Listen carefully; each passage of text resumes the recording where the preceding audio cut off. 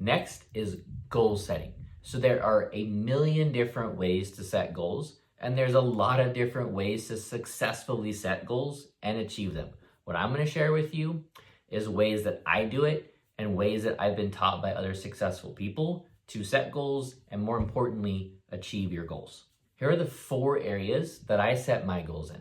I have my business or professional, I have my personal, I have my health goals, and then I have my relationships and my family goals. Now, you can choose whatever categories you want, but when I find that I dig into these categories, I feel that it hits all the areas of my life that are important to me. Now, here's how I break these down.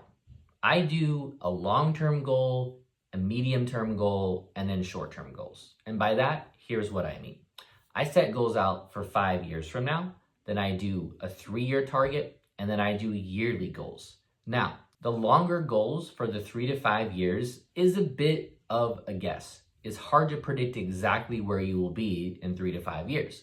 But what most people do is they over-project what they can accomplish in 1 year, but they way underestimate what they can accomplish in 3 to 5 years. But when I'm looking at my 3 to 5 year goals, I really have some fun with it. I think about the kind of person I want to be, the type of relationship that I want to have with my wife, with my kids. I obviously think about business and where I want that to be, and I project income and what I'm doing and all those fun and exciting things. With those longer term goals, dream a little bit, throw some things out there that might seem kind of crazy to achieve, but you'd be surprised as you start hitting the more short term goals, those longer term goals certainly seem more possible. So here's how I do it next.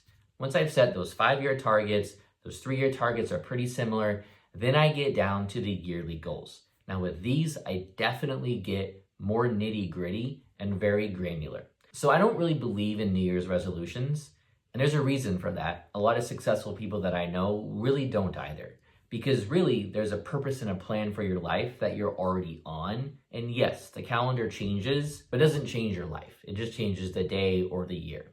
But January 1st is a convenient time to establish a baseline for new goals. So I start working on my goals for the next year in October, November, and December. So that way, once I enter the new year, I'm already in motion and I've hit the ground running. So here's what I do.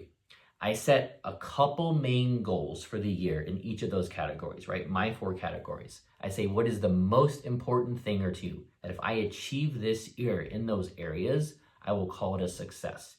Then what I do is I take that yearly goal.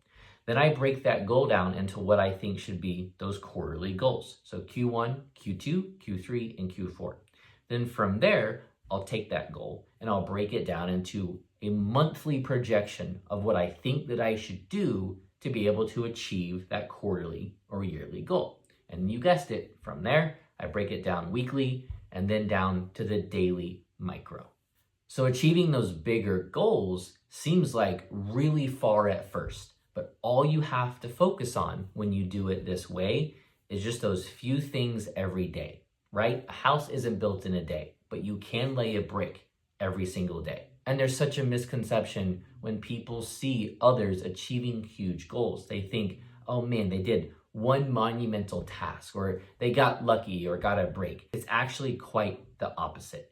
Any huge monumental goal that you achieve is done by this: the mundane, boring things every single day. It's consistency and self-discipline. What people fail to realize is how important doing everything that you need to do is every single day. And if you start stacking those days, you're stacking weeks, you're stacking months, and your life ends up where you want it to be. So I'll break down in the next video about what I do on a daily basis to make sure that I achieve those goals. So I know I hit the weekly, monthly, yearly, and long-term goals, but that is exactly how I outline my life and I outline my goals. And I write my goals down more as plans. And this part is really important.